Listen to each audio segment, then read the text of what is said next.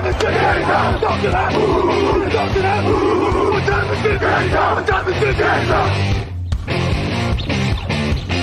gun, Hulk left slot. Dixie left, T left. Mercedes, wide chip, Ricky. Fever left, 75, Katie, Omaha. We're good.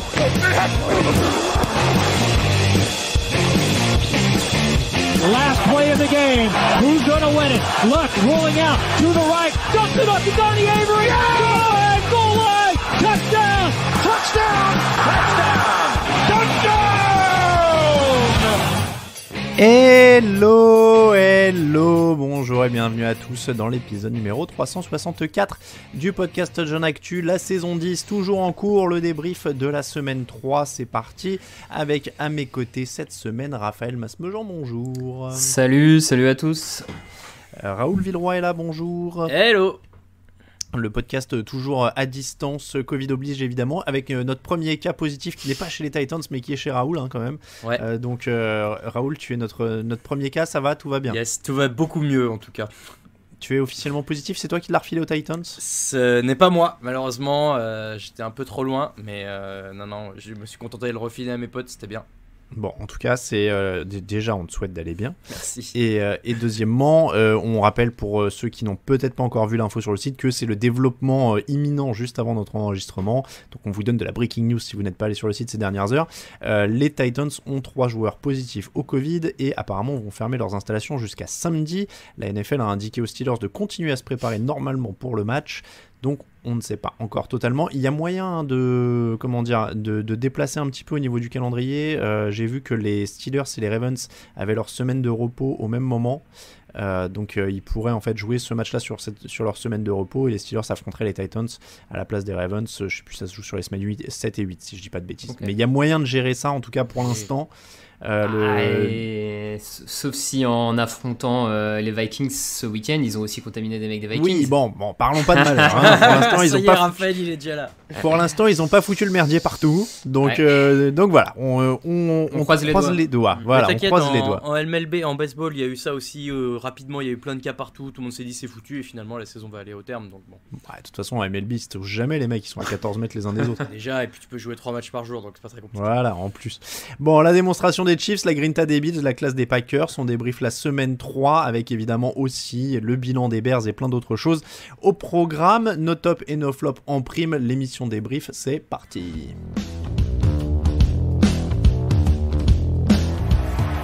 Here's Mahomes, gets some pressure, man in his face, got Hardman wide open for the touchdown. McCole Hardman, and Mahomes paid the price. Hit by Marlon Humphrey. Touchdown, Chief.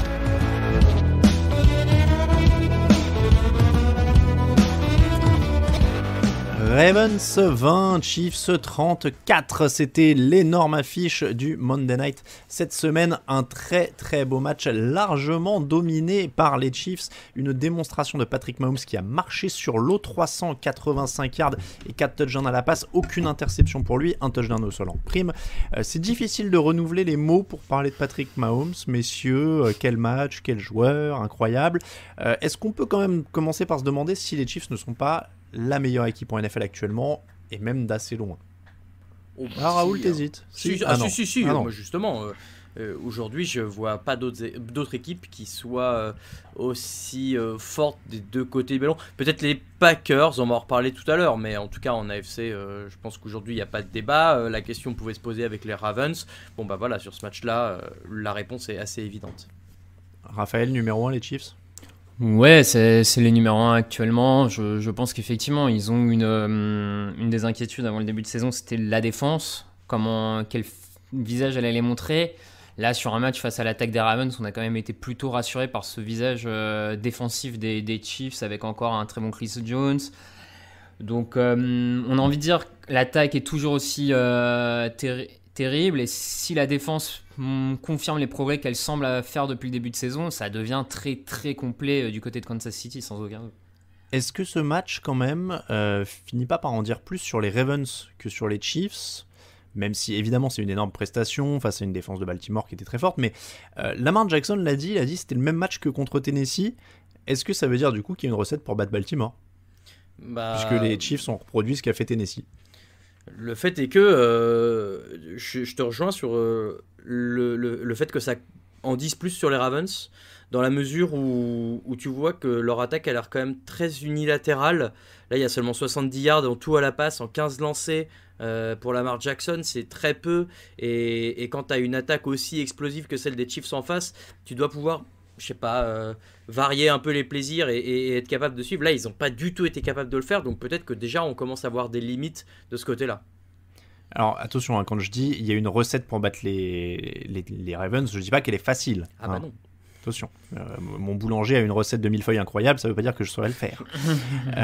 Donc Raphaël, est-ce qu'il y a une recette ? Les Chiefs ont beaucoup blitzé sur 35% des actions de passe de Jackson contre 29% d'habitude pour les autres équipes. Ils ont limité les coureurs, ils ont forcé Jackson à rester dans la poche. Et ça marche, force est de constater, 15 sur 28, 97 yards et un touchdown pour Lamar Jackson, c'est pas des stats de MVP à la passe là. Hein. Non, c'est sûr, ils ont appliqué un des éléments clés qui bloquait ce jeu au sol des Ravens, même si on y reviendra peut-être quand on parlera de Baltimore, mais Baltimore, je trouve, a un peu vite abandonné son jeu au sol malgré tout dans ce match. Et après, effectivement, ils ont gagné une bonne partie des match-ups face aux receveurs. Et là, peut-être qu'on commence aussi à percevoir qu'il manque d'un gros receveur, peut-être du côté de Baltimore, un gros receveur de possession, comme on dit, qui est capable de faire bouger les chaînes. Parce que t'as des mecs comme Brown, tout ça, qui sont assez explosifs, mais qui manquent peut-être encore de talent à ce niveau-là. Et puis Lamar Jackson, qui a été pas très précis sur ses lancers en profondeur, notamment. Genre en tête 2 passes vraiment ratées à ce niveau-là dans la profondeur. Donc ouais, ça semble un peu la clé, bloquer le jeu au sol, forcer Lamar Jackson à lancer en profondeur, jouer les erreurs là-dessus. Donc après il y a eu quand même pas mal de drops du côté de Baltimore qui n'ont pas facilité la tâche, mais en tout cas les Chiefs ont repris quelques éléments de la défense des Titans sur ce match-là, et ça a l'air d'être un peu le point faible, on va dire, le point faible de Baltimore, effectivement.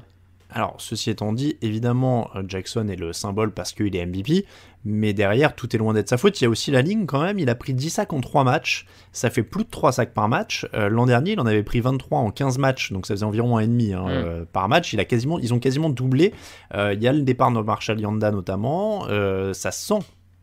En tout cas, dans les stats, ça se sent. Ah bah, ça se sent dans les stats, et ça s'est même vu hier, parce qu'on a quand même vu une ligne offensive qui, sur le jeu de course, plus ou moins, laisser l'adversaire franchir la ligne de scrimmage et donc déjà mettre en difficulté le coureur adverse. Donc ça se sent. J'ai envie de croire qu'ils peuvent trouver la bonne combinaison en interne et progresser à ce niveau-là, mais c'est sûr qu'il y a une baisse de niveau à ce niveau-là et qui explique en partie les difficultés de l'attaque de Baltimore hier soir. Ouais. Raoul, toi aussi, tu penses qu'ils ont abandonné leur jeu au sol trop tôt, les Ravens ? À un moment, il y a quand même 13-10, 20-10. Bon, ça reste dans leur corne, on va dire, au milieu du deuxième quart. Mais est-ce qu'ils ont vraiment eu le choix, dans la mesure où tu te doutes que Kansas City et Mahomes, c'est une attaque qui est capable d'accélérer beaucoup, et je comprends peut-être l'idée aussi de te dire que si tu prends trop de retard, t'auras pas forcément de quoi rattraper. Là, on l'a vu, en plus, Jackson est souvent sous pression. Donc, peut-être qu'ils se sont dit que c'était le meilleur moyen de laisser Mahomes en dehors du terrain et de gagner du temps et de progresser. Jackson est capable de le faire, Ingram est capable de le faire. Sur le papier, ça se tient. En fait, ça a juste pas du tout marché, mais le plan est pas ridicule au départ. Raphaël ? Ouais, non, mais je peux comprendre l'envie d'accélérer aussi un peu le jeu. Après, malgré tout, je pense sincèrement qu'ils ont abandonné trop tôt le jeu au sol. Parce que, in fine, quand tu regardes en première mi-temps, les yards par portée sont pas ridicules au sol. De mémoire, ils sont autour de 4,3, 4,5 yards par portée au sol en première mi-temps. Le score est... Au début, à la fin du premier quart-temps, ils sont encore dans le match. Voilà, moi je pense que ça a été une des erreurs de Baltimore en attaque, c'est d'avoir lâché le jeu au sol. Et après, je pense qu'ils en ont fait d'autres en défense avec un play calling, trop de blitz face à Patrick Mahomes, ça peut pas marcher. Je pense que là, ils ont blitzé à tout va sur Patrick Mahomes. Et forcément, face à Patrick Mahomes, c'est une telle escouade de receveurs. Quand tu essayes de blitzer autant, tu te fais découper derrière sans... on l'a vu, par exemple, quand Mahomes a eu du mal la semaine dernière face aux Chargers, t'avais des Chargers qui étaient capables de mettre la pression avec 2-3 joueurs sur Patrick Mahomes et qui jouaient, en gros, qui étaient en 4 joueurs pour rusher et les 7 autres joueurs défendaient la passe. Alors là, les Ravens n'ont pas du tout fait ça et ils se sont fait découper à plusieurs reprises. Par contre, je pense que ça indique aussi sur le fait que si tu blitzes Mahomes, tu te fais découper. Oui, mais c'est un peu l'inverse de la tactique qu'il faut employer contre les Ravens en fait. Ouais, oui, exactement. C'est-à-dire que tu mets beaucoup de monde en couverture pour stopper Mahomes et tu mets beaucoup de monde pour stopper la course quand tu joues les Ravens. Donc c'était vraiment une belle opposition de style. Après, quand on parle de défense, celle des Chiefs, c'est pas la meilleure de la ligue, mais au moins là, elle a prouvé qu'elle peut appliquer un plan ciblé. Et ce qui est déjà ça dans une NFL où les défenses sont pas à la fête en ce moment. Je pense qu'on va en reparler au fur et à mesure de cette émission, mais j'ai été très choqué par ça cette semaine. Mais au moins une défense opportuniste qui peut appliquer un plan et qui a quelques joueurs de talent, parce que Chris Jones arrache encore un fumble et fait encore du grabuge, c'est quand même des bons éléments quoi. Donc j'ai l'impression qu'on a quasiment pas parlé de Patrick Mahomes alors que c'est la star de la soirée, mais dans les faits, voilà, l'important c'est quasiment que la défense ait fait son boulot et en fait lui maintenant on a l'impression qu'il peut déchirer n'importe qui quoi. Surtout ce que je trouve marquant, c'est que là il prend 0 sac face à cette défense de Baltimore que vous l'avez dit, il se fait beaucoup blitzer. La semaine dernière c'était limite, et d'ailleurs on en avait parlé avec Greg dans la preview, on se disait est-ce que la ligne offensive qui a souffert face aux Chargers, elle va être capable de contenir cette défense de Baltimore, et là il l'a fait plus que la contenir, c'est-à-dire qu'il l'a baladé. Donc effectivement, ça rejoint ce que vous disiez tout à l'heure, que c'est pas la solution et que de toute façon Mahomes, on a l'impression que quelles que soient les conditions dans lesquelles il est, un peu comme Russell Wilson d'ailleurs, il est capable d'aller chercher n'importe quoi. Bon, les Chiefs et les autres actuellement en NFL en tout cas. Après, on s'inquiète pas outre mesure non plus pour les Ravens. Non, mais peut-être que les autres équipes vont prendre un peu des idées de ce qu'ont fait les Chiefs. Ça c'est sûr. Et que ça pourrait les embêter plus tard. Ça, c'est sûr qu'ils regardent. Les Bills 35, Rams 32, c'était le plus beau match de la série de 19h dimanche. 28-3, on a eu une alerte 28-3, les Bills menaient 28-3 avant de se faire remonter et dépasser, et puis ils se sont rappelés qu'ils ne sont pas les Falcons, alors ils sont allés chercher le drive de la victoire. Ça a été un vrai match de série, les Bills marquent 4 touchdowns à la suite pour commencer, les Rams marquent 4 touchdowns à la suite ensuite pour repasser devant. Finalement, le drive de la victoire est pour Josh Allen, 75 yards pour marquer le touchdown de la gagne à 15 secondes de la fin. L'apprentissage des Bills continue. Ils sont passés pas loin de la catastrophe, mais ils s'en sortent, et justement c'est un peu le signe d'une bonne équipe, voire belle équipe, voire très bonne équipe en devenir, quand on commence à se sortir de ce genre de traquenard ou d'écroulement. Ouais, Josh Allen continue de faire une forte impression, et ce début de saison va dans ce sens-là. Je le trouve à l'aise dans la poche, mentalement c'est fort de réussir à revenir comme ça. Mais ça, de toute façon, j'en suis convaincu depuis maintenant un peu plus d'un an, c'est le coaching staff, et on va pouvoir parler d'autres coaching staff, je pense, dans cette émission. Mais quand tu vois ce que McDermott arrive à faire avec cette équipe des Bills, moi, je comprends. Enfin, pour moi, c'est peut-être l'un des, voire le meilleur coach de la ligue aujourd'hui, parce que cette équipe des Bills, sur le papier, elle n'est pas exceptionnelle, mais avec le matos qu'il y a, le rendu et tu peux difficilement avoir beaucoup mieux, je pense. Donc c'est vraiment un super boulot, et il est bien guidé justement par ce Josh Allen qui est un espèce de leader en puissance de cette équipe. Je vois Raphaël hocher la tête, je suis assez d'accord. Je pense qu'en effet, sur le papier, elle commence à être très très sérieuse cette équipe. Autant il y a 2 ans, le job de McDermott était énorme par rapport au matos qu'il avait, autant là il commençait à y avoir du monde quand même. Ouais, moi c'est un peu ce que j'ai en tête, c'est là je trouve que si tu regardes le roster attaque-défense, les titulaires, je vois pas tant d'équipes que ça qui ont un meilleur roster des deux côtés du terrain que les Bills, sincèrement à l'heure actuelle. On avait parlé des Saints au début de la saison, mais en ce moment c'est pas forcément la fête, donc. Non, mais superstar, c'est ça quoi. T'as pas une gigastar comme t'as des Mahomes, comme t'as des Hopkins, comme t'as des Wilson. Ça j'ai envie de dire, il y a pas une gigastar parce que c'est aussi un peu de la faute des médias. Enfin, on décide de. Les joueurs de Buffalo ont toujours un peu plus de mal à être médiatisés, mais actuellement un Tre'Davious White en cornerback. Enfin, si c'est pas une star, c'est juste parce qu'il joue à Buffalo. Il serait cornerback chez les Packers. Il serait.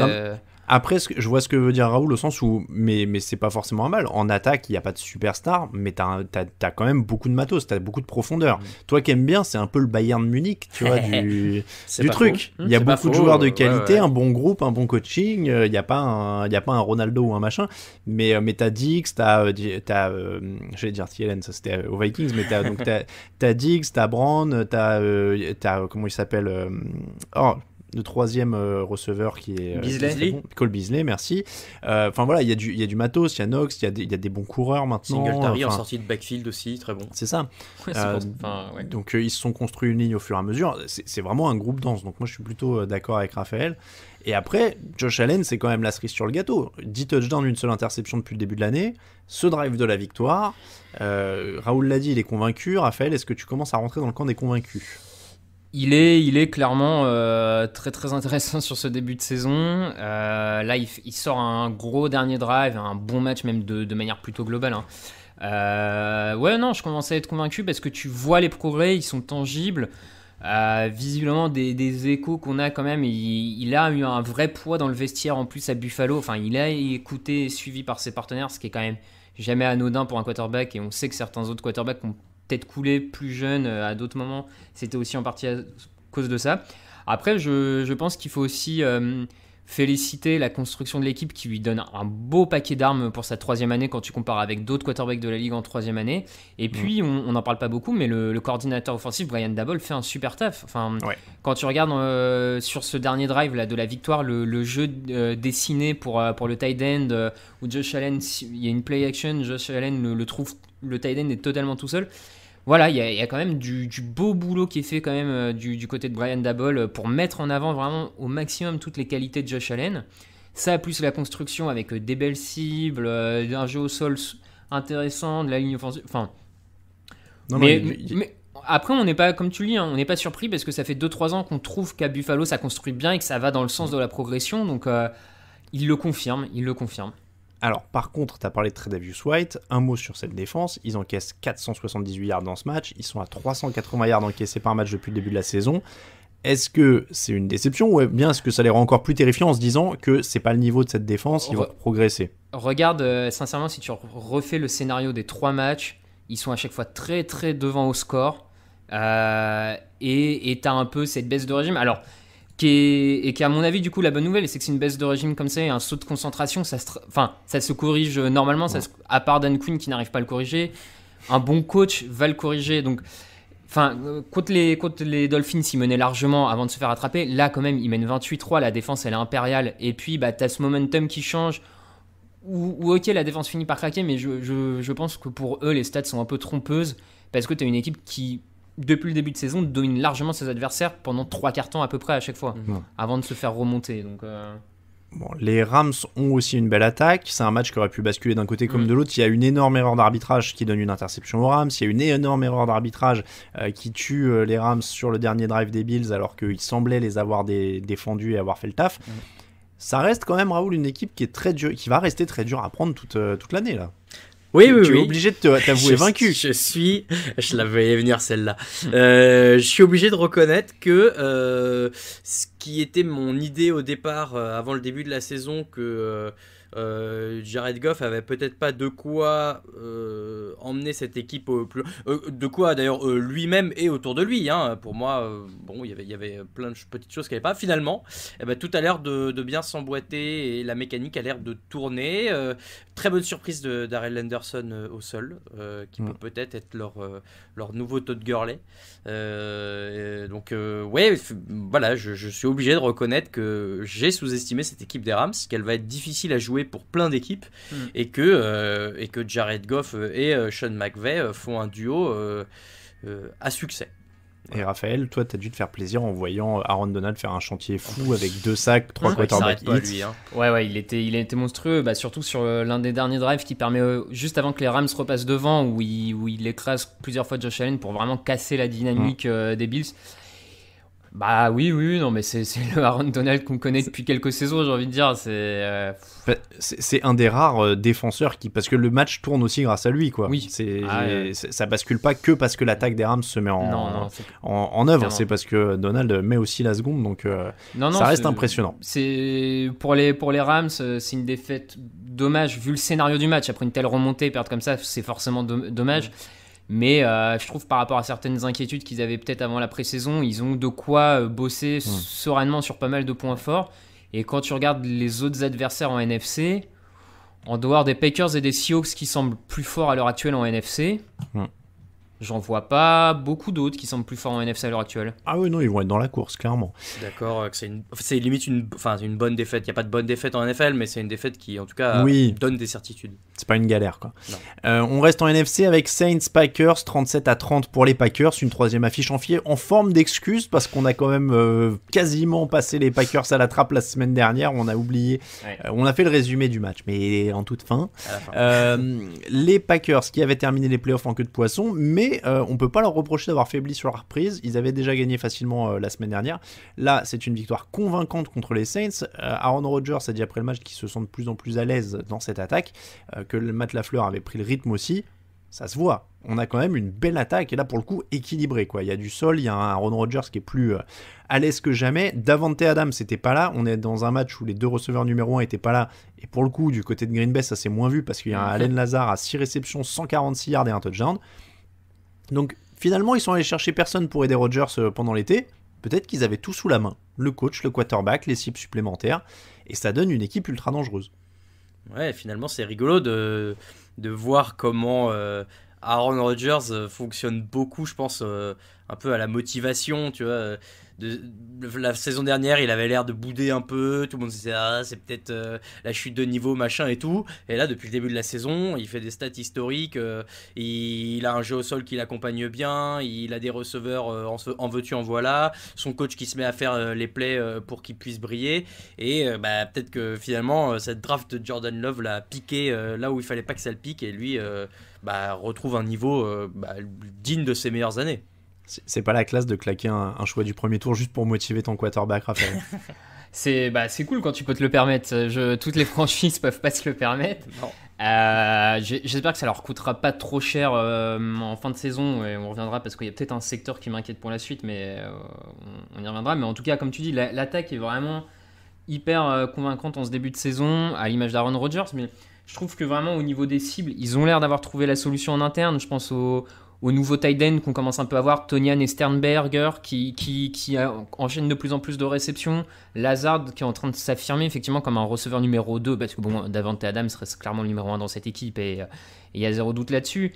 Mais puis la ligne offensive reste globalement solide du côté de Green Bay, donc on a une des très bonnes attaques de la NFL, et forcément, quand Aaron Rodgers retrouve un peu de ce qu'avait fait le grand Aaron Rodgers il y a 2-3 ans, 4, 5, 6 ans, ça facilite forcément. Ils ont la deuxième attaque au sol de la ligue au moment où on se parle, 171 yards par match. Là, ils en ont eu 98, ils sont en dessous de leur moyenne, mais ils ont quand même la deuxième attaque au sol. Ils ont fait un match monstrueux.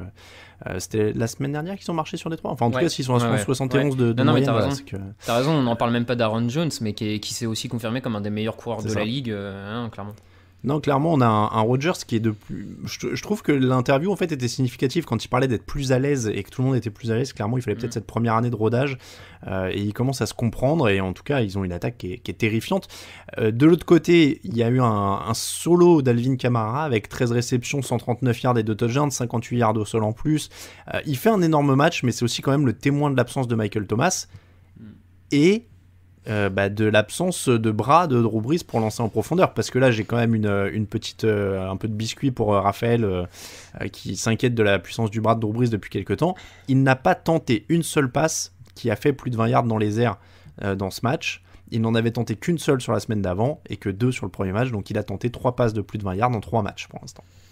Ouais, c'est un peu ce qui m'inquiète depuis quelques temps avec Drew Brees, c'est cette difficulté, j'ai l'impression quand même dans la force de lancer, et donc du coup de pouvoir jouer en profondeur, ce qui est un peu embêtant à l'heure actuelle en NFL de pas pouvoir jouer le big play, encore plus quand Michael Thomas n'est pas là, parce qu'à la limite quand Michael Thomas est là, il couvre ça dans le sens où c'est un joueur, comme on dit, c'est un receveur qui fait bouger les chaînes. Il est capable de beaucoup prendre dans le slant, sur de la screen, enfin, de beaucoup faire des petits gains qu'il faut avancer la balle parce qu'il gagne la réception au contest. Voilà. Mais quand tu l'as pas et que du coup, il faut peut-être aller jouer un peu plus en profondeur, bah là, les Saints ont l'air d'être plus en difficulté là-dessus. Et effectivement, heureusement que tu as un Alvin Kamara en très très grosse forme en sortie de backfield. D'ailleurs, si Kamara est à 13 réceptions, enfin, c'est pas pour rien, c'est que Drew Brees va très vite le chercher sur de la petite passe parce que c'est un peu plus compliqué derrière sur les autres. Donc voilà. C'est à surveiller, mais ça limite l'attaque, hein, clairement. À surveiller. Ça limite clairement l'attaque. Du côté des défenses, on a eu plus de mal. Alors évidemment, il y a 2 bonnes attaques, mais on attendait quand même cette défense des Saints notamment un peu plus forte, Raoul. Je suis d'accord. Maintenant, là sur ce match-là, il joue les Packers, c'est difficile de jauger là-dessus. La semaine dernière, il joue des Raiders en forme. Bon, première semaine, ils battent les Buccaneers, mais pareil, ils prennent pas mal de points aussi. Pour l'instant, ils ont joué des grosses attaques, mais le problème, c'est qu'en NFL, oui, au bout d'un moment, il faut les arrêter. Tu vas pas pouvoir aller gagner en te disant, je vais jouer des petites attaques. Donc, oui, c'est compliqué.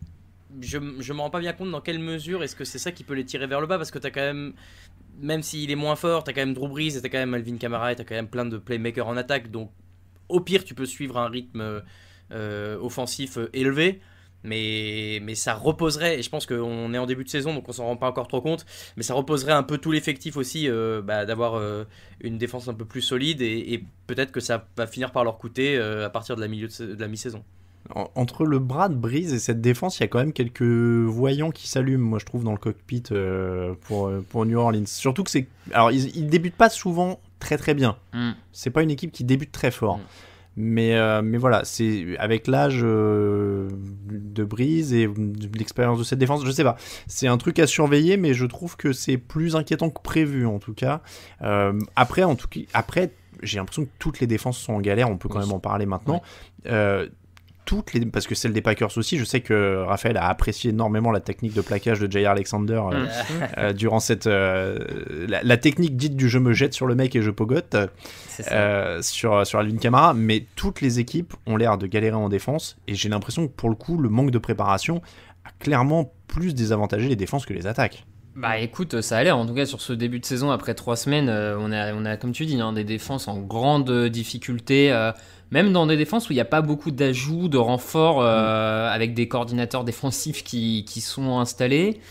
On a quand même vu des Patriots en grande difficulté par exemple face aux Seahawks dans le backfield défensif, ce qu'on n'avait pas l'habitude quand même de voir du côté des Patriots. Là, comme tu dis, les Saints, on attendait mieux. Les Packers aussi, mine de rien, ils en prennent quand même 30. Il y a des records de touchdown quasiment tous les week-ends qui s'enchaînent.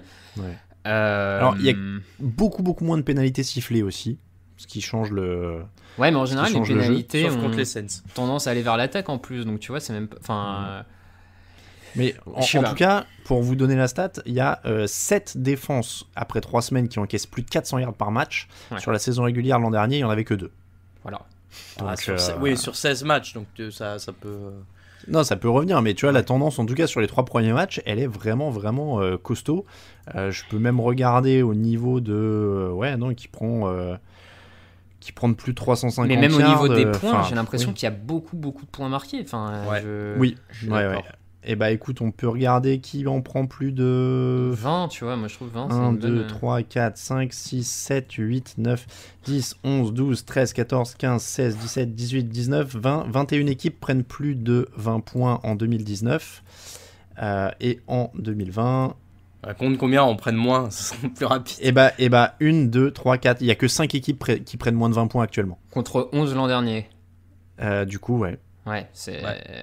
Bon, alors bien sûr, ça peut se calmer, mais effectivement, les défenses ont l'air un peu à la rue en ce début de saison. Alors, pareil, est-ce que c'est les attaques qui jouent mieux pour le moment ? Elles sont mieux coachées ? Enfin, tu vois... Je pense vraiment que les matchs de pré-saison et même le camp d'entraînement plus engagé, clairement, il n'y a pas de substitut pour rentrer dans l'art d'un mec de 120 kilos lancé, quoi.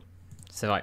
Je pense que c'est surtout ça, quoi, les contacts et les trucs. Alors que les routes, les corps, ça se travaille plus facilement. Courir, esquiver, attraper, voilà, mais rentrer dans plaquer un mec. Dodgeball, t'es à ton truc. Duck, dodge, je sais plus c'était quoi, oui, en effet. Et dodge en premier aussi, je crois. C'est ça, toujours en dodge. Voilà pour les 3 affiches de la semaine. On passe au reste des matchs, et là encore, plein de défenses qui ont raté. Hey, what's up? This is Nate Burleson, 11-year NFL vet, all over the place in TV right now, and you are listening to the Touchdown Podcast.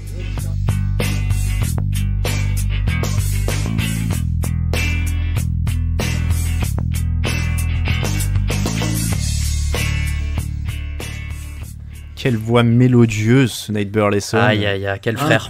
Incroyable. Qui était... c'est toi qui l'as pris au Super Bowl, ouais, Nate exactement, Burleson, à Miami. Ça va, il était sympa? Il était hyper sympa, ouais. C'est pour ça je suis très content d'entendre ce jingle en vrai.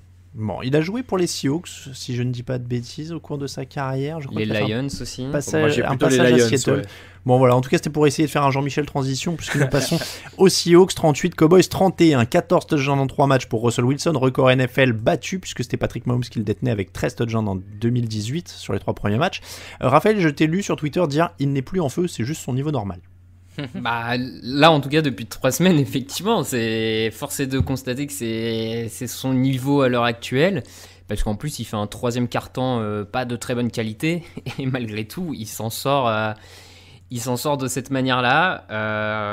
Alors, il est aidé, hein, parce que sa ligne offensive tient mieux que prévu dans le pass pro. DK Metcalf et Tyler Lockett. Alors Metcalf bien sûr a eu un espèce de paix au cerveau avec ce fumble devant la endzone, mais magnifique. Mais malgré tout, le retour. Malgré tout, depuis 3 semaines, Metcalf met la misère à peu près tous les cornerbacks qui essayent de le suivre. Tyler Lockett est toujours aussi efficace et précieux. Bon bah voilà, il est bien entouré. Le coaching staff lui fait enfin confiance, ça roule. Après Mahomes, c'est l'anti-brise. Moi j'ai l'impression qu'il ne peut lancer qu'en Wilson, profondeur. Tu veux dire Oui, Wilson, j'ai dit qui? Mahomes. Ouais, les deux de toute façon. Non, mais on est dans... mais Wilson, c'est l'anti-brise. Là, tu vois toutes les passes, c'était des bombes, quoi. Ça partait et il est incroyable en profondeur, donc il aurait tort de se priver, hein, mais c'est magnifique. C'est magnifique. Il y a que ça à dire en ce moment. Raoul, il y a un truc à ajouter sur Wilson ou Non, c'est dommage, il sera pas MVP à cause de Mahomes, mais voilà, là, il est impressionnant. En tout cas, il y a un vrai trio, on va dire Wilson, Mahomes, Rodgers qui se détache pour l'instant après 3 semaines, mais la route est encore longue. Bon, c'est beau, mais il faut qu'il fasse ça toutes les semaines parce que sa défense a autorisé 522 yards. Ils sont quasiment à 500 yards par match autorisés. Je crois que c'est un record de la pire défense sur 3 semaines. Pour Seattle, ils ont pris un camion de yards. Là, ils se sauvent avec une interception en fin de match, mais c'est pas tenable de prendre autant de yards. Ils n'ont pas de pass rush vraiment à proprement parler, et ils prennent un bouillon terrible. Alors, on l'a dit, c'est le cas pour tout le monde, mais là, c'est beaucoup quand même. Bah du coup, Wilson est un peu l'arbre qui cache la forêt, parce que tu te dis avec un mec comme ça, c'est pas grave, j'arriverai toujours à revenir. Mais au bout d'un moment, les nerfs sur le banc de touche doivent être en pelote tout le match. C'est terrible. Moi, heureusement, je suis pas fan des Seahawks, je sais pas comment Camille fait. Et moi, je pourrais pas. Tu te fais découper à chaque fois et tu reposes sur un des meilleurs joueurs des 10 dernières années pour t'en sortir. Enfin, c'est pas tenable, je pense. Raphaël, il n'y a pas un moment où justement ça s'il continue comme ça, je veux dire en play-off ça coince, il y a un moment où tu as une équipe qui défend un peu mieux, qui te perturbe, si tu continues à prendre des camions... Oui, non mais ça peut, effectivement, ça peut poser problème en fin de saison. T'as cette ligne défensive, comme tu le dis, qui a du mal contre la course et au niveau du pass rush. Alors visiblement, il pourrait peut-être faire venir Damon Harrison contre la course, qui pourrait apporter un peu de poids et de muscle, on va dire, au centre de la ligne. Mais bon, il te manque toujours ce pass rusher élite qu'ils avaient l'an dernier et qu'ils n'ont plus forcément. Et après, le backfield défensif, ils sont en difficulté sur le poste de cornerback. Griffin, Flowers sont en difficulté. Dunbar est pas au niveau des Redskins de l'an dernier, donc ça leur fait un sacré coup derrière. Bon, j'ai envie de dire que l'avantage pour eux, c'est que de toute manière, ils peuvent pas faire pire en défense. Ça ne peut que progresser. Faut trouver les ajustements en interne pour améliorer tout ça. Bon, effectivement. Non, mais tu l'as dit, ça peut pas être pire, c'est déjà ça. Ouais, mais hors blessure, bien sûr. Hors blessure. Jamal Adams d'ailleurs a été un peu touché dans ce match. Problème de défense aussi à Dallas parce qu'ils prennent plus de 32 points par match et au final c'est un peu le même scénario. Alors ils n'ont pas un Russell Wilson pour transcender encore plus l'attaque, mais du coup ça incite pas non plus l'attaque à jouer tranquillement quoi, quand tu sais que tu prends des wagons de points derrière. C'est ça, pour le coup on peut pas reprocher grand chose à Dak Prescott qui fait 100 lignes offensives, et ça il était plus habitué parce que quand tu vois la ligne offensive des Cowboys avec toutes les blessures à l'heure actuelle, ce week-end encore la paire de tackles c'était deux mecs qui n'avaient pas joué depuis 2 ans quasiment. Il fait ce qu'il peut, Dak Prescott, hein. Franchement moi je trouve que moi qui n'ai pas toujours été convaincu par lui, là je trouve qu'il fait un vrai bon début de saison pour essayer de limiter la casse, parce que comme tu le dis, sa défense, Raoul il est content que tu défendes Prescott. Franchement on peut rien lui reprocher depuis 3 semaines. Non, clairement. Là tu vois la défense, c'est une défense où quand même le meilleur joueur depuis le début de saison c'est Aldon Smith, qui n'a pas joué au football depuis 5 ans. Alors je pense que le mec est un talent générationnel en fait, il s'est perdu en chemin, il n'y a pas de souci, c'est normal qu'il soit très bon. Mais il y a un problème, Demarcus Lawrence ne fait plus rien, le backfield défensif est à la rue, mais alors à la rue façon très très violente. Donc là aussi, j'ai envie de dire, heureusement pour eux, il y a une division pourrie et ils peuvent que s'améliorer. Mais le problème c'est la défense, il faut travailler la défense, il n'y a pas de mystère. Trevon Diggs à la rigueur qui surnage. Ouais, mais bon, un rookie qui est leur meilleur joueur, il coule plus lentement, ok, mais j'appelle même pas ça surnager, sincèrement.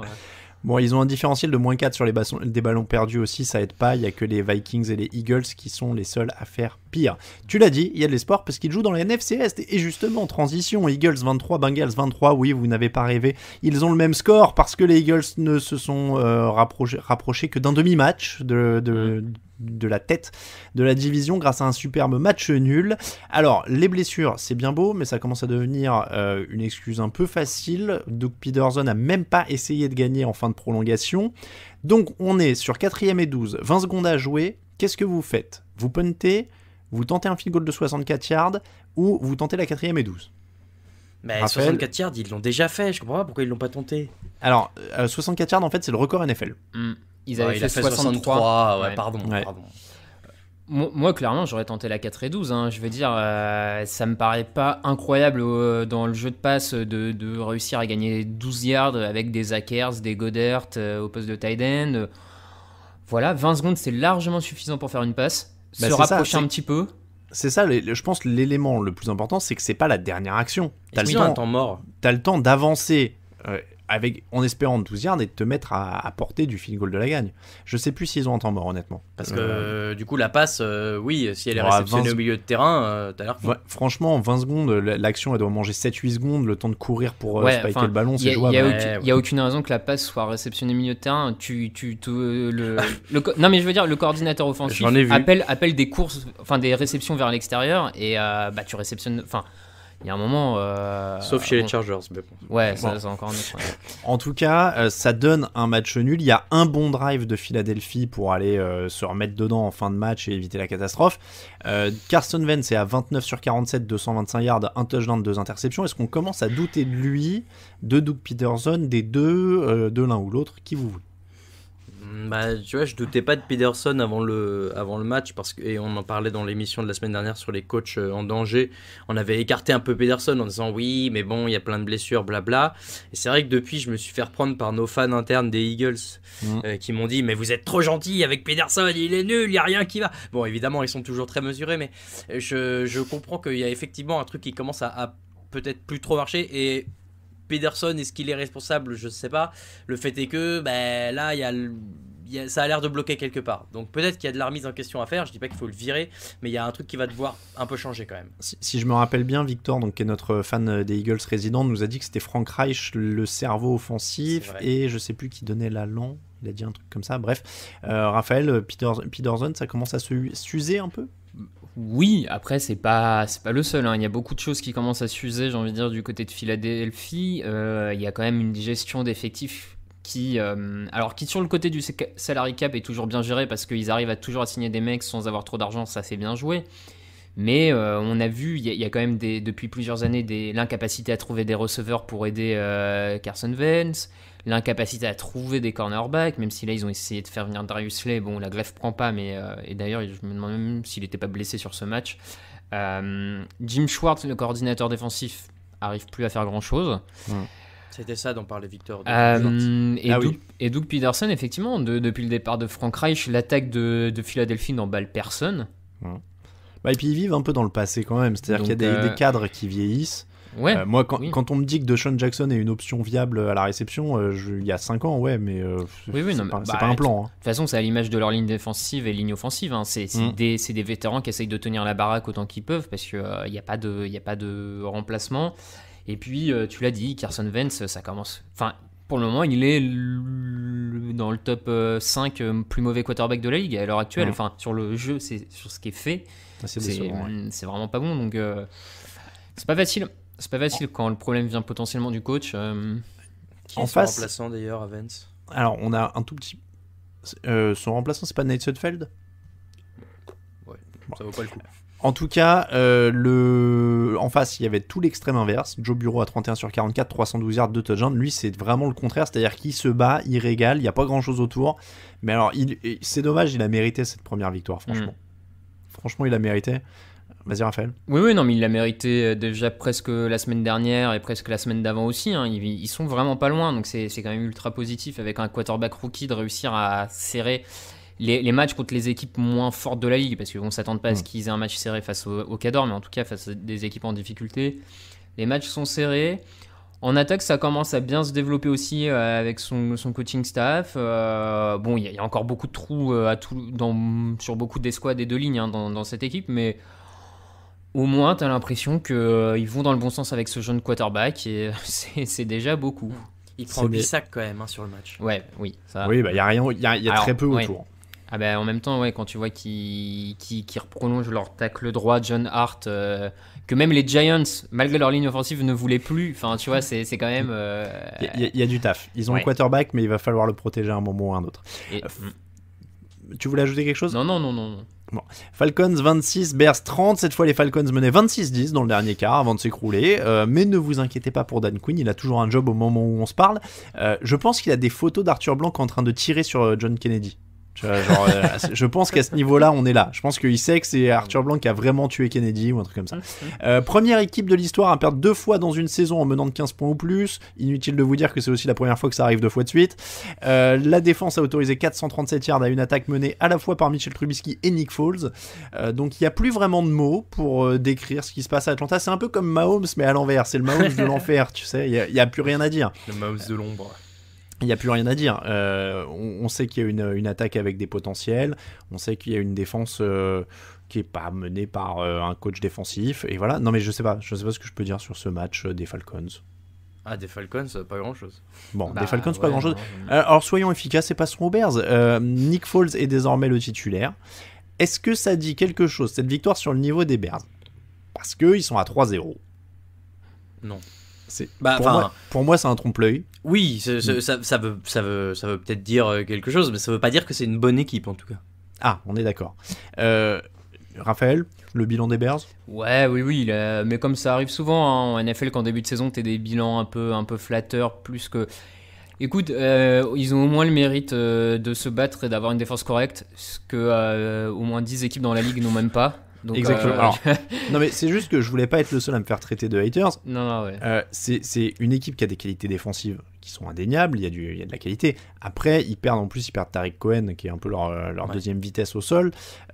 Ils ont Allen Robinson quand même, ce qui est un très bon receveur. Mais à part quasiment invisible en plus là sur ce match. Enfin, c'est Miller qui fait beaucoup sur ce match de mémoire. Après, je veux dire. 123 yards. Le truc, c'est que Foles est une énigme. Alors, peut-être qu'ils me font mentir que Foles sort encore la saison de sa vie, qu'il gagne 12 matchs. Mais peut-être qu'ils en gagnent aussi 6. Parce que... voilà, enfin... Foles, voilà. 3 touchdowns en 2 cartons pour Nick Foles. Alors, c'est pas Joe Montana, mais c'est quand même moins hésitant que Mitchell Trubisky. C'est sûr. Ce qui est déjà ça. Mais ça reste pour moi loin des Niners, des Packers, des Seahawks quoi. Ce qui est intéressant, c'est moi je lisais un peu les interviews d'après-match et les joueurs ont l'air de trouver ça plus fluide, plus efficace, plus sympa. Jimmy Graham qui disait on sent que c'est plus cool, il y a plus de possibilités dans le playbook. Donc peut-être que là-dessus c'est le bon choix. Maintenant, vu de l'extérieur, c'est difficile de se rendre compte de qui est meilleur entre Foles et Trubisky, quoi. Ah non, de l'extérieur, c'est facile à dire, c'est Foles. Hein. Non, mais d'accord, sur ce match, sur cette mi-temps-là. Le problème, c'est, je pense que c'est aussi un peu ce que sous-entend Raoul, c'est que Foles, on sait jamais vraiment sur quel pied danser. Oui. Est-ce que c'est le mec de la saison record où il lance qu'une interception ou deux, je sais plus, en une saison avec Chip Kelly, ou est-ce que c'est le Foles qui est benché, alors malgré un peu sa blessure qui l'a pas aidé, mais qui a pas réussi à reprendre son poste de titulaire à Gardner Minshew, tu vois, enfin. Voilà, lequel on va avoir. Alors l'avantage c'est qu'avec une grosse défense comme ça, 7 places en playoff, une NFC Est à la rue, une NFC Nord plus ou moins à la rue aussi en dehors des Packers, bon, on sait pas, hein. Après, on en parlait, je sais plus dans quelle émission, mais la pente va monter quand même rapidement puisqu'ils jouent Colts, Buccaneers, Panthers, Rams, Saints. Bah au moins on va savoir vite. Voilà. Après, ça se redécante au sens où, bon, alors il y a Titans quand même derrière Saints, donc qui sont solides en ce moment s'ils n'ont pas le Covid. Ils finissent la saison avec Vikings, Packers, Lions, Texans, Vikings, Jaguars et Packers. Donc il y a une série de matchs qui est prenable, donc peut-être qu'ils peuvent aller en chercher 10, hein. Mais donc je suis pas particulièrement hater et je leur souhaite de me faire mentir, mais pour moi ça reste quand même très très énigmatique en attaque, même si c'est solide en défense. Et après je pense qu'en playoff même s'ils passaient un tour par miracle, ils se font ouvrir par ce qu'il y a en playoff en NFC. S'ils arrivent s'ils gagnent un match de playoff, je sais pas, je mange mon chapeau imaginaire, je ne sais pas. Broncos 10, Buccaneers 28, victoire un peu sans histoire de Tampa Bay face à une équipe décimée. Match en 2 temps, gros boulot de l'attaque en première mi-temps avec 3 touchdowns pour Brady, gros boulot de la défense ensuite avec 2 sacs pour Shaquille Barrett. On a un bon aperçu du potentiel de cette équipe qui se met en marche en attaque et puis qui est solide en défense. D'ailleurs, Bruce Arians l'a dit, c'est peut-être ça d'ailleurs l'élément principal. Lui, il a dit, on a construit en défense. C'est vrai. Vous êtes d'accord avec ça? Ouais, moi je trouve que c'est plutôt vrai, hein. T'avais du taf fait sur la ligne défensive depuis quelques années. Ces jeunes escouades de rookies, enfin pas de rookies, mais de jeunes cornerbacks qui avaient été draftés ces 2 dernières années à l'image de Davis, enfin bon. Ça a clairement travaillé sur la défense avant d'ajouter la petite pièce en attaque Tom Brady plus les derniers renforts. C'est pas mal, je trouve. Au final, ils ont un début de calendrier qui leur permet de se roder. Les Broncos cette semaine, la semaine d'avant les Panthers, ça te permet de monter progressivement en niveau, en pression. Donc c'est efficace. Après, comme tu as commencé à le dire, ils ont quand même joué contre plus grand monde. C'est un match. Les Buccaneers jouent Chargers et Bears encore en derrière pour continuer le rodage. Donc après il y a un gros choc avec les Packers, mais derrière ils repartent sur Raiders Giants. Donc ils ont pas un calendrier affreux, clairement. C'est l'avantage d'avoir fait des mauvaises saisons les années d'avant, c'est que du coup tu joues les équipes moins fortes au classement. C'est vrai. C'est vrai que les Broncos, en dehors de Jerry Jeudy, qui a essayé de faire son boulot, c'est compliqué. Jeff Driscoll n'a pas été vraiment convaincant. Ils ont testé derrière. Et j'ai en plus un trou sur le nom du remplaçant. Tyler Ripien. Ripien, merci. Voilà, je sais pas pourquoi je me rappelais pas de Tyler Ripien, pourtant excellent. C'est bizarre de pas s'en rappeler. Voilà, donc ils vont en arriver à Blake Bortles à un moment ou un autre, visiblement. Là, à part attendre le retour de Drew Lock, il n'y a pas grand chose à faire du côté de Denver. Hein. Ils iront nulle part avec Driscoll en tout cas. Puis parce que même en défense, t'as tellement de blessures, t'as celle de Jurel Casey qui s'est ajoutée là. Enfin. Ah oui, fin de saison, c'est vrai pour Jurel Casey. Voilà, là c'est et c'est assez énervant. Enfin, c'est assez énervant pour eux parce que c'est le genre de saison où tu voulais voir si l'équipe progresse par rapport à l'an dernier et t'as l'impression qu'au bout de 3 semaines. C'est horrible. Il n'y a déjà plus rien à voir, quoi. C'est horrible parce que ça devait vraiment être une belle saison de progression, comme tu dis, et c'est vraiment hyper dur. Juste un petit mot pour finir, mais est-ce que vous pensiez, au début de la saison, je dis ça parce que je me suis fait la remarque à moi tout seul dimanche, que les Buccaneers de Brady seraient une des équipes les moins excitantes? Je sais pas, j'arrive pas, en fait. Je suis pas hypé de ouf, je trouve pas ça dingue ce qui se passe. Alors, est-ce qu'on en attendait trop? Ouais, je sais pas, en fait. C'est pour ça que je pose la question. Je suis d'accord, peut-être qu'on en attendait trop. Après, je pense qu'aussi, pour le moment, alors je sais pas si c'est le playbook, je sais pas si c'est Brady, mais il l'utilise pas encore magistralement, il l'utilise pas à la perfection encore Mike Evans et Chris Godwin. Enfin, leurs stats aux deux sont en baisse quand même. C'est pas... Enfin, Jameis Winston, attention, je ne vais pas dire que Jameis Winston était meilleur. Attention, tout de suite. Hein.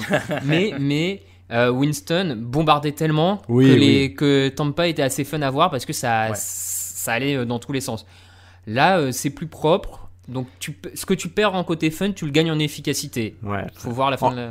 En fait, je pensais pas que je serais vachement plus intéressé par les Patriots que les Buccaneers cette année.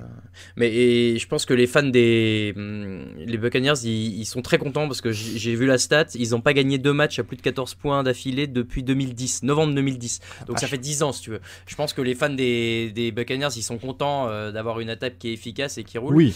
Et alors j'en profite pour prêcher pour ma paroisse, mais hier il y a l'équipe de Tampa qui a gagné le championnat NHL. Alors c'est peut-être annonciateur pour la NFL, on ne sait pas. D'accord, ils ont trouvé quelqu'un pour voir le palais et juger. Voilà, bien sûr. Je plaisante, bien sûr. J'ai l'habitude, à chaque fois que je parle de hockey ici. C'est leur premier titre. C'est leur premier titre à Tampa en NHL alors. Ah, deuxième. C'est une bonne équipe, c'est globalement une bonne équipe. D'accord. Les Giants 9, 49ers 36, pas de titulaire, pas de problème. Les Niners ont déroulé tranquillement, 343 yards à la passe pour Nick Mullens. Il faut saluer le boulot de Kyle Shanahan quand même. Oui. Parce que le mec, il a je sais pas combien, je pense qu'il lui manque peut-être, il y a 22 titulaires, il doit lui en manquer 24, hein, je pense, au rythme où on est. Et pourtant, les mecs, ils déroulent, mais comme si de rien n'était. Alors, en face, c'est une équipe semi-pro, hein, pour ainsi dire. Mais bon, il faut quand même le faire.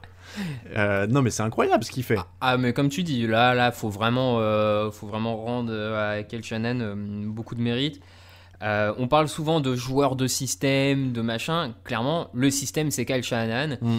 Tu lui donnes Joseph de la Conta, il va faire 50 yards au sol et il va avancer. Enfin... c'est dommage, j'ai perdu mes notes. Je m'étais noté le nom de 2-3 mecs qu'il avait utilisé hier, qu'il avait utilisé ce week-end à la réception ou aux courses. Attends, je vais te trouver ça. Des no-name, des rookies non draftés. Enfin, ça court. Alors, est-ce que tu parles de Ross Dwelley qui a capté 4 ballons, de Jeff Wilson Jr. qui en a capté 3, c'est de Jamichael Hasty qui en a capté 1. Jamichael, ça c'est incroyable. Tu te rends compte quand même que les mecs n'ont pas punté ce week-end. Oui, non, mais ils ont déroulé. Les 49ers n'a pas punté. Alors, ils ont marqué sur toutes les possessions. Effectivement, on va en venir après sur l'autre gros problème de l'adversité qu'il y avait, mais clairement, là, tu es obligé de rendre hommage à Shanahan parce que avoir un effectif capable de faire des choses malgré 20 blessures, enfin, clairement. C'est excellent. Mais je rejoins tout à fait ce que tu as dit et c'est exactement ce que je pensais. C'est que pour le coup, lui, il y a des coachs qui disent je veux mettre mon système en place et ça va marcher machin, genre Adam Gase, tu vois, ou un truc comme ça.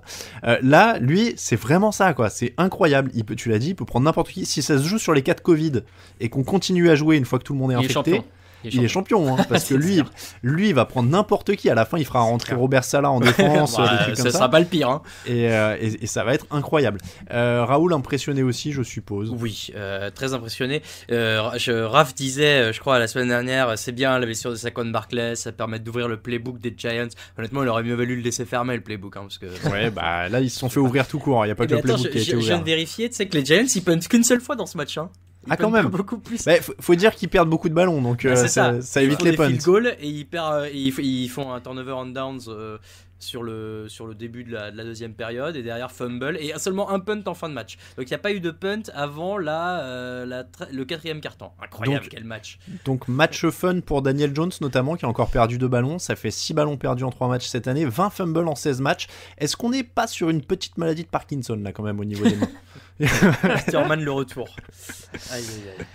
Bah ouais, on est sur beaucoup de ballons perdus.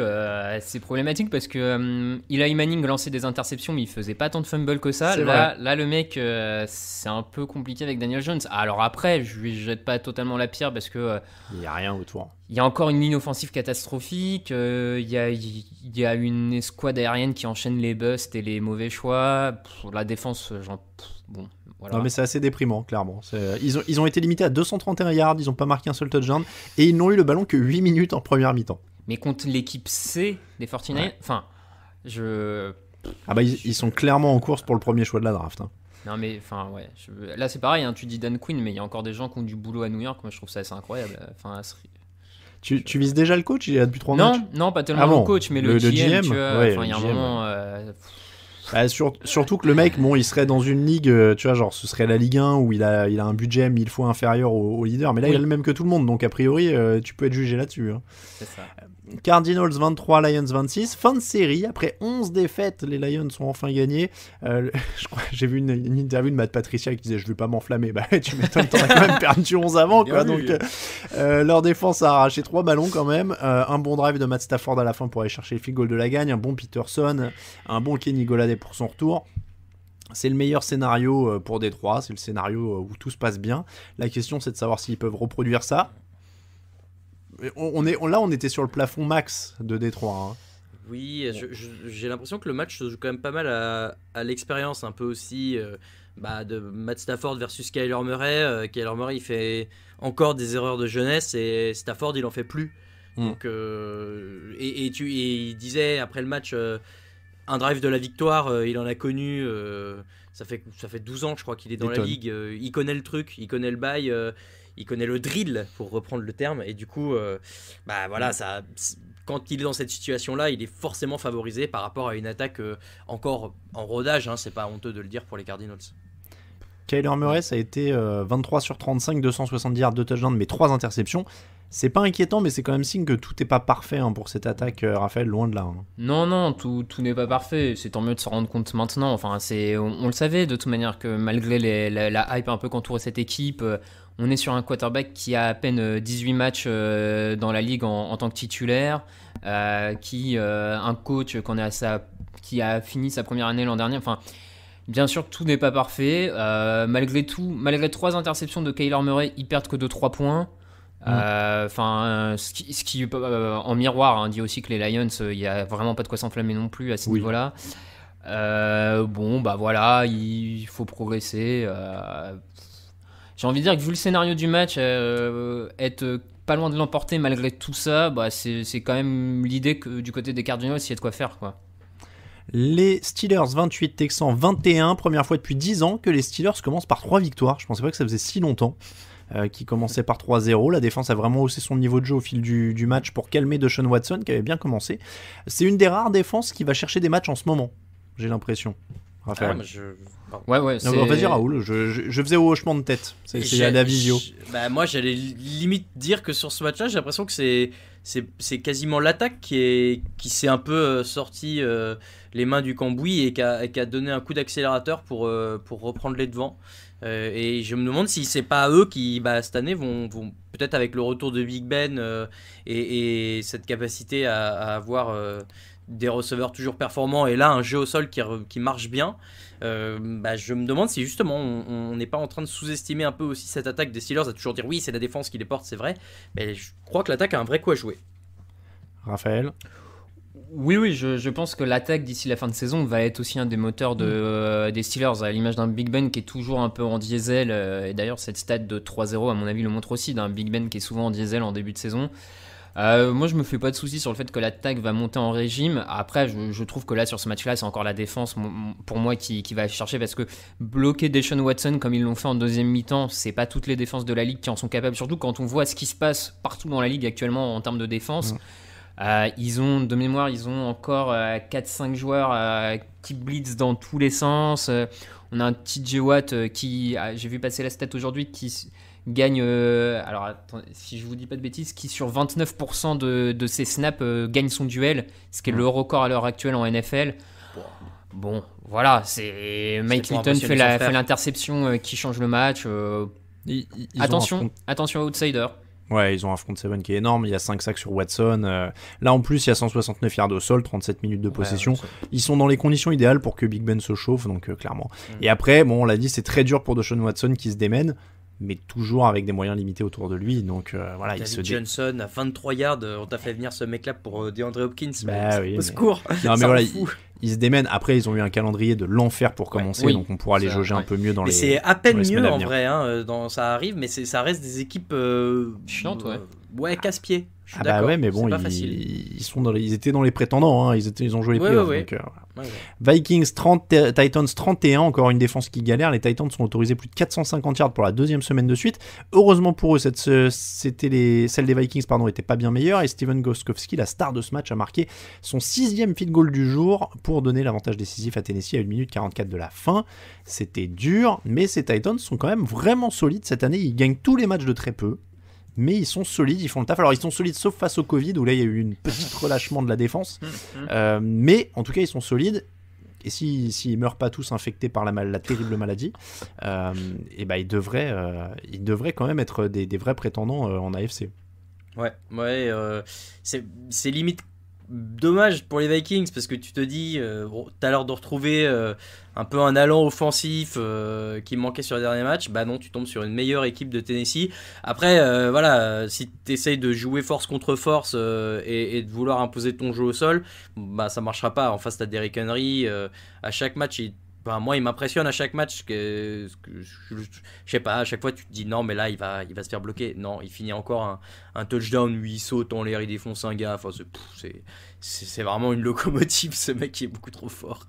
Du côté de Minnesota, tu l'as dit, hein, l'attaque s'est un peu réveillée. Justin Jefferson est à 175 yards, 180 pour Dalvin Cook, mais il y a 2 interceptions pour Kirk Cousins, dont une en fin de match. Alors, il n'est pas affreux, mais il est limite maintenant, a priori, quand même, hein, Cousins, dans cette attaque de Minnesota. Raphaël. Ouais, c'est le... Après, est-ce que c'est dans cette attaque particulièrement ? J'ai l'impression qu'on voit toujours un peu le même Kirk Cousins, après tout. Voilà, un quarterback qui va être capable de faire quelques jeux, qui globalement peut conduire une attaque contre beaucoup d'équipes dans la ligue, mais il va toujours manquer ce petit truc. Bon, il a une ligne offensive qui ne l'aide pas forcément non plus tout le temps. Et puis bon, faut aussi reconnaître que normalement, en marquant 30 points, il doit pouvoir gagner le match, et sa défense ne l'aide pas particulièrement dans l'autre sens. Donc le tout dans le tout fait que... Ça, c'est la NFL de 2020. Il y a plus 30 points, ça te garantit plus un match. C'est le 3e match de suite à plus de 25 courses pour Derrick Henry. C'est la première fois depuis Arian Foster qu'un mec fait plus de 25 courses par match sur les 3 premiers matchs de la saison. Donc c'était en 2012. C'était solide, lui. Patriots 36, Raiders 20, victoire en forme de bourrinage au sol pour New England, pas un gros Cam Newton. Alors ils ont collé 250 yards au sol aux Raiders. C'est vraiment l'identité de cette équipe cette année. Ça fait penser aux Panthers de l'époque Newton, d'ailleurs, à l'époque où il y avait Stewart et Williams qui bourrinaient au sol chacun leur tour, avec Newton en plus. Newton donc en cerise sur le gâteau. Si vous pensez en plus que Damian Harris doit revenir, que James White était absent pour cause de deuil, à mon avis, ils vont plus beaucoup me lancer le ballon, ces Patriots. Ils ont trouvé leur style cette année, Raphaël. Ils ont trouvé le style, retour, comme tu l'as dit dans ton papier, retour à la terre. Alors, je crois que tu l'as mis pour Cleveland, mais... pour les deux, ouais. Ouais, c'est clairement l'idée. Ça leur réussit. Et tant mieux, parce que là, pour le coup, Newton était un peu moins bon sur la passe sur ce match-là, un peu plus en difficulté, j'ai trouvé. Écoute, il faut le dire encore une fois, cette ligne offensive, et notamment Isaiah Wynn au poste de tackle, qui fait une excellente saison. J'ai vu passer la stat, il n'a pas encore accordé une seule pression sur son quarterback. Ça ouvre les brèches, ça joue très bien à ce niveau-là. Donc, voilà, une défense qui s'est repris, une attaque qui avance, roule ma poule, quoi. Enfin, et Joe Thuney qui glisse tranquillement au centre, alors que leur centre titulaire est blessé, et pourtant ça continue à dérouler. En effet, il y a du très très bon matos. Ils ont été dans leur registre. La défense est opportuniste, ils arrachent 3 ballons. Bon, les Raiders, ça avait plutôt bien commencé, ils dominent le début de match, 103 yards à 38 dans le premier quart. Derrière, ça s'est quand même complètement retourné. Darren Waller a été limité à 2 réceptions pour 9 yards. Le génie de Bill Belichick qui enlève la meilleure arme offensive d'en face, comme il aime bien le faire régulièrement.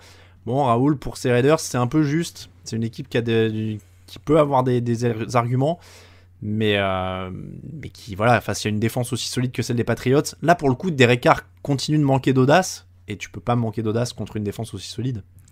Non, d'ailleurs j'ai pensé à vous parce que j'ai vu une vidéo de Stephen Naismith qui dit que maintenant il est dans le camp de Derek Carr, parce que c'est pas normal qu'on lui manque comme ça de respect. Je me dis que même si Stephen me trahit, je vais me retrouver tout seul contre Derek Carr. Je suis pas contre Derek Carr, mais en fait cette équipe des Raiders, on l'a vu la semaine dernière face aux Saints, elle a été un peu aidé par les erreurs discipline, notamment des Saints qui ont pris beaucoup de pénalités. Si tu te contentes de bien défendre et de bien les contrôler, il leur manque un truc. Et je sais pas si c'est un joueur, je sais pas si c'est de l'audace en attaque, si c'est quoi que ce soit, mais ils ont un plafond de verre qui est assez identifiable. Et tant qu'ils changeront pas quelque chose, je pense pas qu'ils iront beaucoup plus loin que ce qu'on a pu voir là face aux Patriots. Browns 34, Washington 20. Est-ce que les Browns sont le meilleur duo de coureurs de la ligue? Ouais. Nick Chubb, carrément. Ouais. Pour moi, clairement, c'est le plus complet. Ouais. Burkhead et White, c'est bien quand même, non? Bon, on n'a pas vu White, mais individuellement, c'est pas les mêmes talents quand même. Hein. Non. Bon, en tout cas, ils ont trouvé une identité aussi, là encore du jeu au sol, mais ça a l'air de coller pour tout le monde, parce que quand Odell Beckham dit qu'il veut aider ses coureurs, ça paraît anodin, mais est-ce qu'on l'avait déjà entendu dire ça? Non. Et même, je trouve que l'état d'esprit de Beckham a l'air bien plus positif. Il y a un moment où il y a une action, il y a un ballon qui est lancé n'importe comment de la part de Mayfield vers lui, et il se retrouve à devoir défendre, et il défend, il fait un geste assez marrant de vraiment dunker la balle au moment où elle arrive sur le défenseur, et je trouve que c'est la preuve d'un investissement et d'un état d'esprit un peu plus positif que ce qu'on pouvait voir après 2 semaines, donc c'est plutôt rassurant. Mayfield a plus d'excuses d'ailleurs, parce qu'il y a une très bonne ligne en ce moment, un jeu au sol qui est très bon aussi, là il est dans les meilleures conditions. Il est dans des très bonnes conditions, effectivement, les meilleures depuis son année rookie. Après, il continue à lancer des vieilles passes quand même de temps en temps. C'est pas encore parfait de son côté. Je sais pas. En tout cas, ils ont, encore une fois, moi j'aime bien le fait qu'ils aient trouvé une identité de jeu, qui est leur playmaker défensif, qui ait fait quelques bonnes choses. Évidemment, il n'y avait pas grand chose en face, mais il faut se faire la main sur les petits, hein, c'est l'habitude, sur les petites équipes. Mais voilà, s'ils peuvent après appliquer les mêmes concepts contre des équipes plus fortes, peut-être que ça peut donner quelque chose. En tout cas, ils sont en positif pour la première fois depuis 6 ans, je crois. Ouais. Donc c'est quand même plutôt pas mal. Dwayne Haskins, intercepté 3 fois, saqué 3 fois. C'est pas un grand quarterback, mais c'est aussi indicatif qu'il y a eu un bon boulot de la défense de Cleveland. Mais Ron Rivera commence à parler de limite, puisqu'il disait qu'il y a des joueurs qui méritent de gagner tout de suite dans l'effectif, etc. Bon, la limite, est-ce qu'elle s'approche? Est-ce que quand le coach commence à l'insinuer, c'est que... Est-ce que la limite, c'est pas... Enfin, tu vois, je regarde depuis le début de la saison, ils ont mis 62 points en 3 matchs, donc à peu près 20. Est-ce que c'est pas ça leur limite, en fait? Moi, je me dis, face aux équipes pas hors top 10 de la ligue, ils sont capables de mettre 20 points, et voilà. Donc, pour les équipes en face, t'as juste à faire mieux. Je pense que c'est peut-être ça, la limite dont il parle, Rivera. Et comme tout le monde marque 30 points par match, et voilà. Tu perds mathématiquement. Sauf les Eagles. Raphaël, tu lui donnes combien de temps encore à Dwayne Haskins? 4-5 semaines, je pense, pour voir du progrès. Sinon, ça sent la pâquerette. Colts 36, Jets 7, Philip Rivers 400e passe de touchdown, 6e joueur de l'histoire à atteindre ce cap derrière Breeze, Brady, Manning, Favre et Marino. Peyton Manning évidemment. C'est à peu près tout ce qu'il y a à retenir de ce match, tant il n'y avait pas photo, hein. Les Jets sont probablement la pire équipe de la ligue, ou une des pires équipes de la ligue, que ce soit pour l'effectif ou la gestion, hein, parce que c'est un travail de concert évidemment. 3 interceptions, dont 2 retournées pour des touchdowns par Sam Darnold, enfin des interceptions de Sam Darnold, dont une dès le début. Est-ce qu'on attend autre chose que la fin de l'ère Adam Gaze maintenant quand on regarde ces matchs en fait? Non. Parce qu'on pourra pas juger Darnold tant que Gaze sera là. Bah c'est ça, c'est coaching beaucoup trop limité. Là il y a un lot de blessures, faut quand même avouer que pour le coup. Alors je sais bien que t'as raison, les blessures ça excuse pas tout, mais quand déjà t'es une équipe très très moyenne et qu'en plus la plupart de tes titulaires sont pas là, ça commence à être un peu compliqué. Et t'as raison, c'est dur de. Même si moi je suis embêté de pas avoir plus de progrès chez Sam Darnold que ce qu'on pourrait attendre d'un quarterback en 3e année. Mais il est tellement... Gaze est tellement... Bref. Tout le monde est compatissant, parce que tu vois, même dans les commentaires du site sur les résumés de match des Jets, les fans des équipes adverses disent désolé, bon courage pour la fin de saison. Mais c'est triste. Il y a une tristesse ambiante. Darnold, c'est les mêmes matchs depuis 3 ans, c'est-à-dire qu'il y a un éclair où de temps en temps tu te dis c'est vrai qu'il a du talent. Et puis il y a des galères quoi, donc c'est un peu compliqué. L'attaque des Colts donc a fait ses gammes, hein, la défense statistiquement est la meilleure de la ligue actuellement. Xavier Rhodes qui revient quand même, un des anciens très bons vétérans des Vikings qui maintenant est à Indianapolis, 2 interceptions. C'est du solide ou c'est surtout ce qu'il y avait en face pour la défense des Colts, parce qu'ils ont joué Jags, Vikings, Jets. Donc ils autorisent, je crois, 230 yards par match. Enfin, c'est un truc délirant. Hein. Pour l'instant, ça va remonter clairement. Mais est-ce qu'on est face à une des meilleures défenses de la ligue ? Pour le coup, je pense vraiment que le calendrier les met un peu plus beaux que ce qu'ils ne sont. Peut-être qu'ils sont pas mauvais. Enfin, bien sûr qu'ils sont pas mauvais, hein, c'est sûr. Maintenant, on attend peut-être de voir face à une vraie attaque. Ce sera top 10, quoi. Oui, top 10, c'est pas volé aujourd'hui. Raphaël est d'accord pour top 10, je le vois. Ouais. Qui hoche la tête. Chargers 16, Panthers 21, Justin Herbert épisode 2. C'était moins fameux, Raoul. Alors, c'était moins fameux. Maintenant, c'est frustrant ce match parce qu'il y a du positif et quand même dans la mesure où l'attaque ne fait que encaisser des field goals sauf un touchdown, mais elle laisse quand même à chaque fois ces Panthers qui sur le papier sont quand même pas la panacée arriver jusque dans la red zone. Et du coup derrière on demande beaucoup, je trouve, à Justin Herbert. Il doit lancer 57 ballons, je crois, sur le match. 49. 49. C'est déjà pas mal. C'est déjà beaucoup, c'était ça mon point.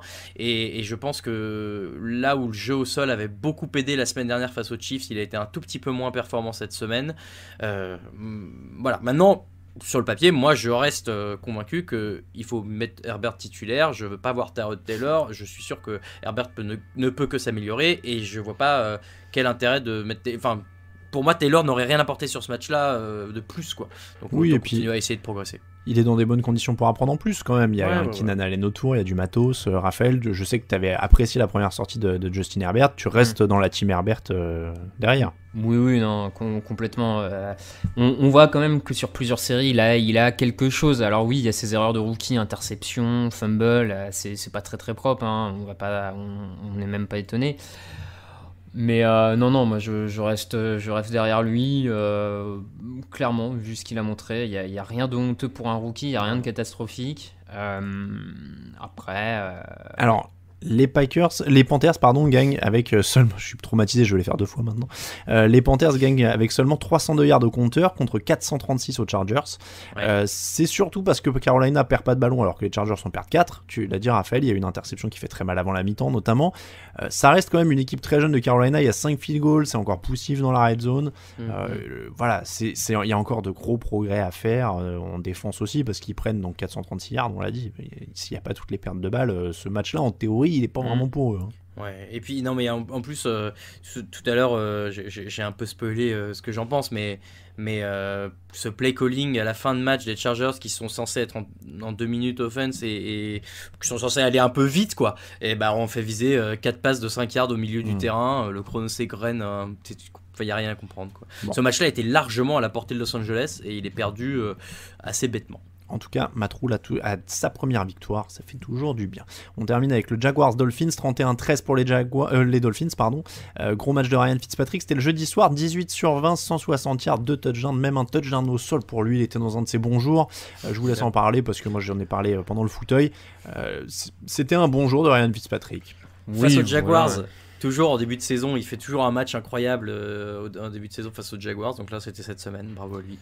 Il n'y a pas grand-chose à sauver pour les Jaguars à part James Robinson sur ce match. Hein. Ouais, non, une attaque des Jaguars qui a vraiment été en difficulté pour le coup face à la défense de Miami. Il va falloir surveiller ça parce qu'après un peu l'euphorie Minshew début saison, s'il commence à rentrer dans le rang, ça posera forcément question. Après, on savait que les Jaguars étaient très limités. Il n'y a pas de surprise à ce qu'ils perdent face à une équipe un peu meilleure a priori sur le papier, quoi. C'est les mêmes. Est-ce que c'est les mêmes Dolphins que l'an dernier ? J'ai du mal à voir. Enfin, il y a une légère progression interne, quoi, mais. C'est globalement les mêmes. Oui, on est d'accord. Oui, ça change pas beaucoup. Tant que Tua est pas là, ça changera pas beaucoup, je pense. Bon, alors on attend Tua et on passe au top et au flop.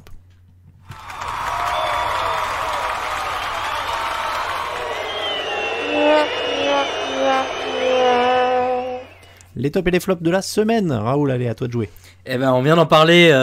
Mon top, c'est l'interview d'après-match de Ryan Fitzpatrick, qui m'a fait hurler de rire comme à chaque fois avec sa chemise à fleurs grande ouverte à moitié au niveau du torse et qui répond très calmement à la journaliste. Bien sûr, les poils ici font partie maintenant de ma personnalité. J'ai appris à les accepter.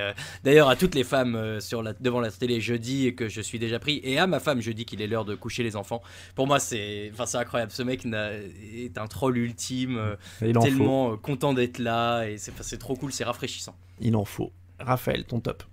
Et ben mon top, j'en ai plus ou moins parlé, donc je vais aller très vite, mais c'était Kyle Shanahan par rapport à la capacité de résultat vis-à-vis de l'effectif et de la pluie de blessures avant match et même pendant match encore avec quelques pertes encore, malgré tout, félicitations quoi.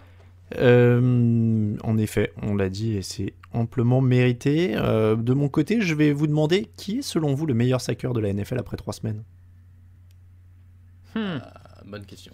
2, 3... C'est pas Shaquille Barrett. Avec 4 sacs. Shaq Barrett. Avec 4 sacs. Ah, je l'ai pas là. J'ai essayé d'aller gruger, mais j'ai pas eu le temps. Et bah c'est Aldon Smith. Ah, bah. Le meilleur saqueur en NFL, c'est un mec qui a pas joué depuis 5 ans. Je sais qu'on a déjà dû le mettre en top depuis le début de l'année, mais ça mérite quoi, de voir la stat qu'il était numéro 1 sur les sacs en NFL après 3 semaines pour un mec qui revient de nulle part.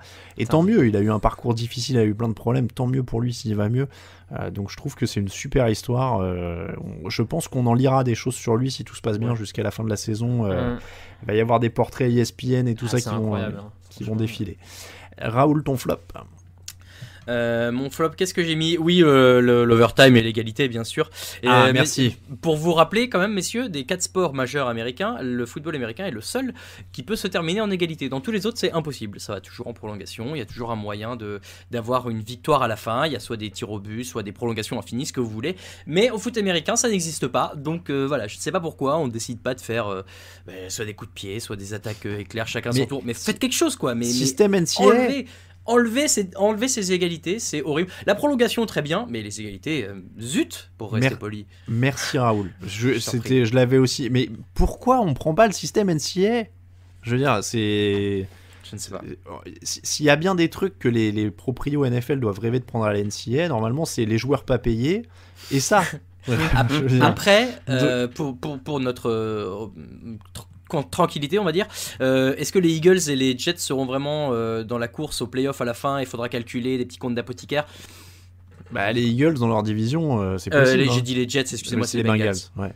Non mais je sais pas, je trouve que le système NCAA il est parfait au sens où t'as un ballon chacun, celui qui marque, et puis ainsi, si tu marques un touchdown, l'autre il doit marquer un touchdown, sinon il a perdu, et puis ainsi de suite. En plus ça règle la question qui était tout le temps de dire mais celui qui perd le tirage au sort il a pas le ballon. Comme ça chacun a le ballon, il y a pas de chrono, c'est fini une fois que. D'accord. Voilà, c'est des tirs au but en mieux quoi. Donc je sais pas, moi je trouve ça cool. Après tu joues des 4e tentatives, tu fais des trucs, enfin voilà, c'est ça. Bon, on est d'accord Raoul, c'est quelle angoisse. Et puis tu sais en plus là ça donne des prolongations molles où les mecs ils osent pas, enfin ça a aucun intérêt. Heureusement que c'était 10 minutes et plus 15 parce qu'il y aurait eu égalité quand même. Au moins dans le système NCAA les mecs ils se rentrent dedans, ils veulent aller marquer les points. Là les gars ils se regardent, non en fait je veux punter, tiens, voilà merci, match nul, au revoir quoi. Non mais sérieusement. Raphaël, ton flop? Et ben moi c'était les défenses aussi, on a égrené, mais là c'est quand même très difficile à voir. Il y a peu de belles actions défensives à se mettre sous la dent depuis le début de saison. Donc voilà, et puis à l'image de cette course réception, je sais plus exactement, mais d'Alvin Kamara où là c'est pas possible quoi, c'est pas possible. Oui, tout le monde rebondit sur lui. Ah ouais non. Ouais. C'est toujours le même problème, c'est espèces de plaquages rentre dedans au lieu de faire des plaquages en enserrant le joueur. Au bout d'un moment, tu vois les équipes qui le font, c'est celles qui défendent le mieux. C'est la culture du fumble quoi. Oui. Ah ouais, mais bon, quand tu te jettes avec l'épaule semi de 3/4 d'eau, c'est particulier quand même. En flop, alors c'est un flop de mauvaise foi parce qu'en vrai ça m'a fait mourir de rire, mais donc DK Metcalf qui arrive dans la end zone tranquillou pilou avec le ballon sur la main et qui se le fait taper par un défendeur, c'est quand même drôle. Mais en même temps, Metcalf honnêtement c'est mon flop pour ça, mais en même temps mon top parce que c'est vrai qu'il est tellement fun à avoir joué. Je pense qu'il n'y a pas un receveur qui est aussi fun à avoir joué cette année pour l'instant quoi. C'est un tank. C'est un tank qui martyrise les cornerbacks quoi. Non donc, c'est incroyable. Ouais. Donc c'est un faux flop parce qu'en vrai je l'adore. Donc, Jefferson il fait une réception rigolote aussi où il envoie deux défenseurs se rentrer dedans du côté des Vikings. C'est vrai. Bon. Voilà donc messieurs pour l'épisode numéro 364 du podcast Touchdown Actu. On remercie tous ceux qui nous soutiennent sur Tipeee. Merci à vous. Je crois qu'on n'est pas loin. Alors ça va se jouer à quelques euros, mais a priori on est sur le record sur un mois Tipeee. On a dépassé les 1000 euros. Donc merci encore à vous de nous soutenir. En plus ça va être utile s'il n'y a plus de match à cause du Covid dans 3 semaines parce que les Titans sont refilés tout ça à tout le monde. Donc merci beaucoup de nous soutenir. En plus il y a des contreparties là. Il y a du stickers, il y a du sous-vert, il y a des pins. Vince, et je le donne en avant-première pour le podcast, mais a priori je devrais commander les magnettes. Et ouais, il y a du goodies là qui rentre cette année. Hein. Beau. On fait pas semblant. Merci à Ouette, à Léo Dagan, à Jeff Vedder, à Freddy Stones, à Christophe et à Geoffrey. Merci à tous de nous soutenir, bien évidemment. Pour nous suivre, Twitter @TDActu, Facebook @TDActu et Instagram @TouchdownActu en entier. @Raphaël_TDA pour Raphaël sur Twitter, @RaoulVDG pour Raoul, @AlainMattei pour moi-même. On vous rappelle que toute l'actu de la NFL, c'est sur tdactu.com. Merci beaucoup, messieurs. Merci à toi. Et c'est le moment où je lance. Voilà, il faut que je me réhabitue à se lancer en même temps. Merci beaucoup, messieurs. Très bonne semaine à tous. À jeudi pour la prochaine émission. Ciao, ciao. Les